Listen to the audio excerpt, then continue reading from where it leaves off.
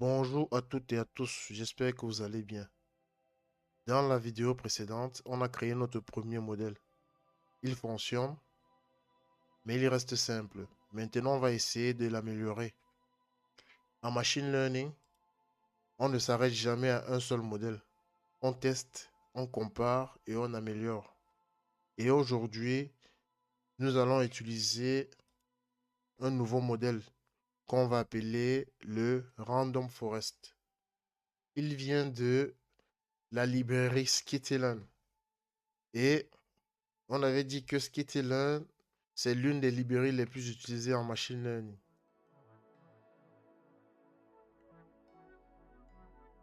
Ce qu'on va faire, on importe simplement from Skittlern,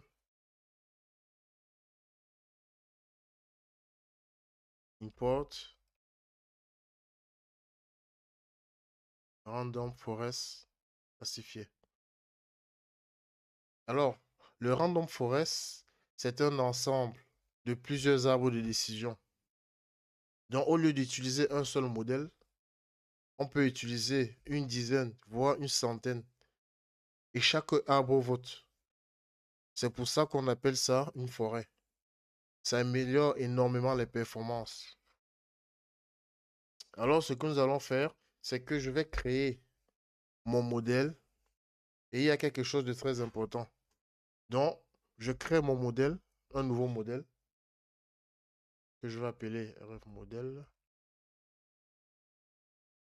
Donc, random forest classifié. Et le random que j'utilise ici, en fait, me permet de faire une reproductibilité. De telle manière que si quelqu'un d'autre l'utilise, on doit avoir le même résultat. Donc, alors, ce que je vais faire, c'est que j'entraîne mon modèle. Vite. Donc, X-train pour l'entraînement et Y-train. Voilà. Et je mets un print pour mettre random forest entraîné. Ok, j'enregistre.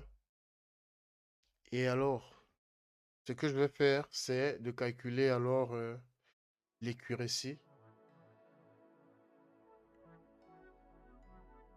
Et on avait dit que l'accuracy, c'est une façon de savoir le pourcentage de bonnes prédictions. Et pour ça, je reprends RF et accuracy de mon modèle score X texte virgule Y test. Voilà.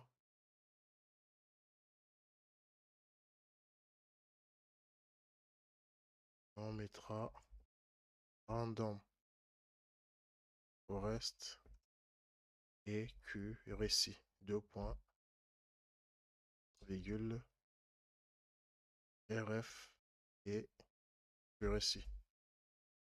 Voilà, on enregistre. Et en testant dans son modèle, on va se poser la question de savoir quel est le résultat qu'on obtient. Est-ce qu'il est meilleur que le précédent? Et on aura la réponse. Ici, effectivement, l'ensemble du code s'exécute. Enregistré ici. Voilà. Et voici nos résultats ici. Ce qu'on va faire, c'est qu'on va comparer avec les résultats précédents qui est juste ici. Et on s'en rend compte que c'est le même résultat. Une bonne accuracy ne veut pas forcément dire que un modèle est bon. Pour rappel, dans la vidéo précédente, nous avons utilisé un modèle de régression logistique. Et aujourd'hui, nous avons utilisé le Random Forest. Alors, ce que nous allons faire, c'est de comparer ces deux modèles directement qu'est-ce qu'on va comparer exactement? Bah, on va comparer les deux accuracy et après la comparaison, ben, on va calculer la matrice de confusion. Et c'est là où la comparaison fera véritablement de sens.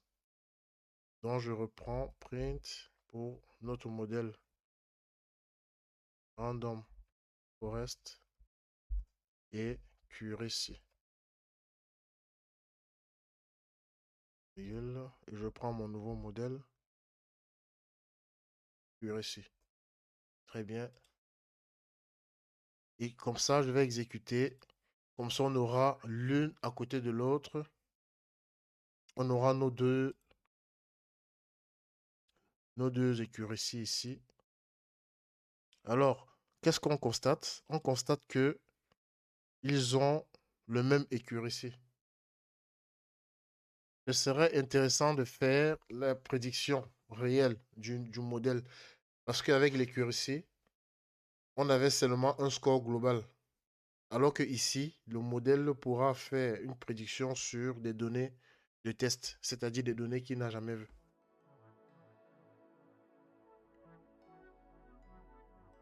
Et pour ce faire, je vais faire prédiction de mon nouveau modèle. Predict les données de test. Int. Donc, prédiction random forest. Deux points. RF. Pardon. Voilà. Et on va prédire sur 10. On enregistre. Donc, si on exécute, donc ici pour voir les 10 premières valeurs,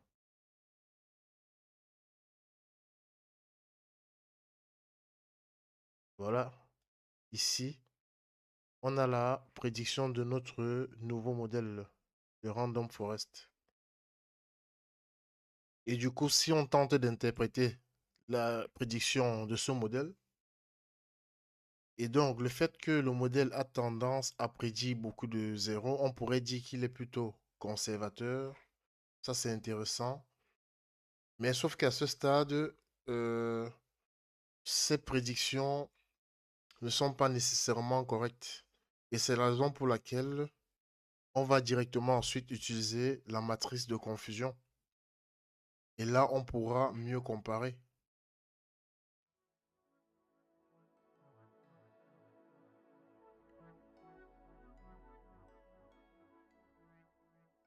Donc, en important dans l'outil dont on a besoin,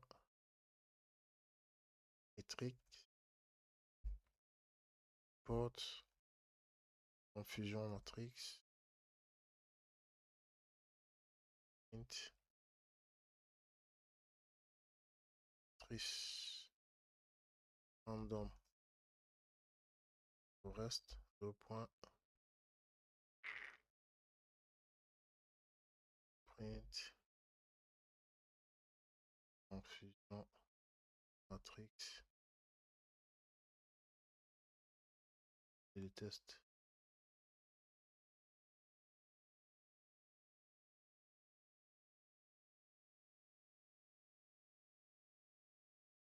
On enregistre et on va exécuter ici.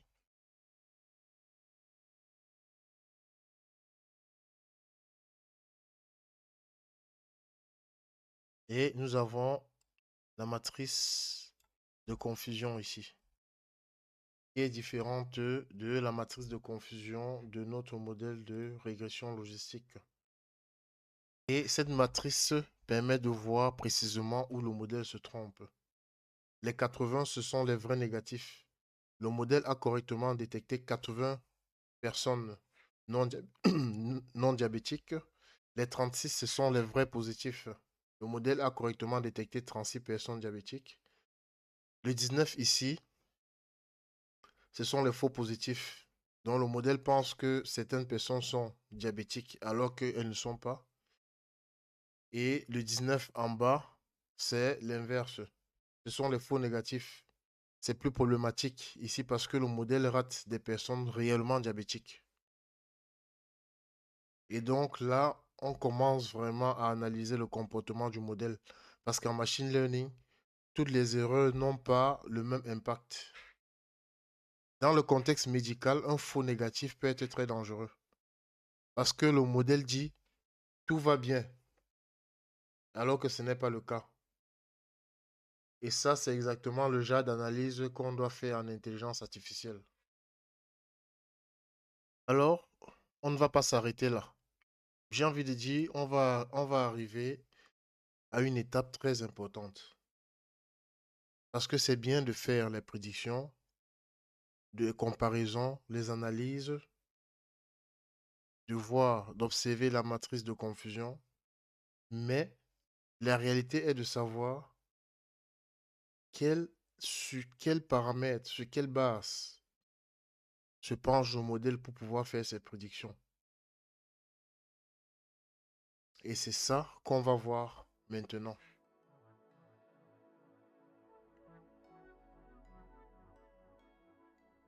Parce que l'importance de voir à quel point, l'importance de voir le poids de chaque variable est fondamentale sur la décision de chaque modèle. Et si on veut prendre notre modèle de Random Forest, alors ce qu'on va faire, c'est qu'on va utiliser, on va importer Pandas.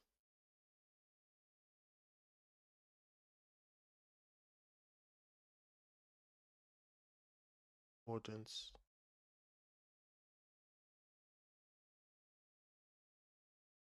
modèle, point feature, importance. Voilà.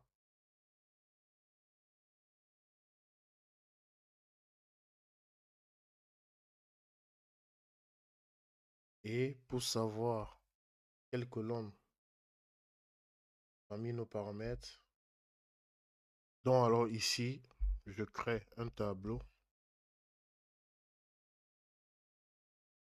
qui relie chaque variable du dataset.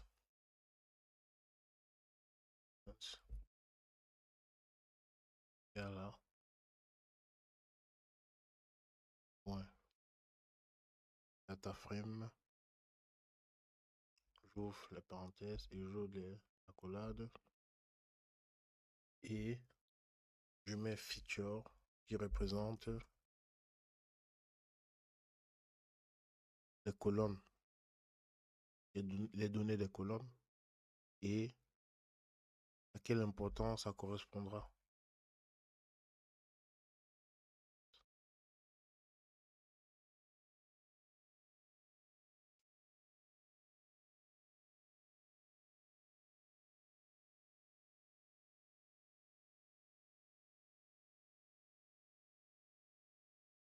Sort,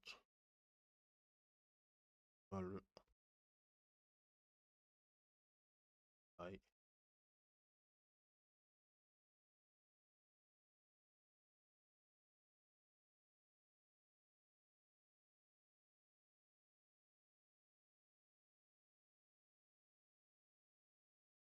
On va prendre